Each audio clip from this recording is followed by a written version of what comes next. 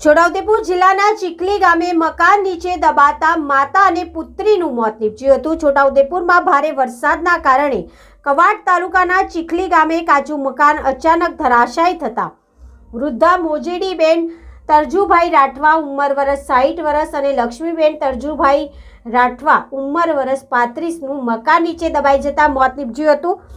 છોટાઉદેપુર જિલ્લાના કવાંટ તાલુકામાં ચીખલી રાયચા ગામે ગમાણ ફળિયામાં ભારે વરસાદના પગલે કાચું મકાન અચાનક ધરાશાયી થયું, જેના કાટમાળ નીચે માતા મોજડીબેન અને પુત્રી લક્ષ્મીબેન દબાઈ ગયા હતા અને મોત નીપજ્યું હતું। સદર મૃતકોનો પરિવારના સભ્યો મજૂરી અર્થે ગયા હતા, ઘરે કોઈ જ હતું નહીં અને અચાનક ઘટના બનતા સમગ્ર ચીખલી ગામમાં માતમ છવાયો। સમગ્ર ઘટના બનતા ગામના લોકો એકત્રિત થઈ ગયા હતા અને આગળની કાર્યવાહી માટે તંત્રને જાણ કરી હતી।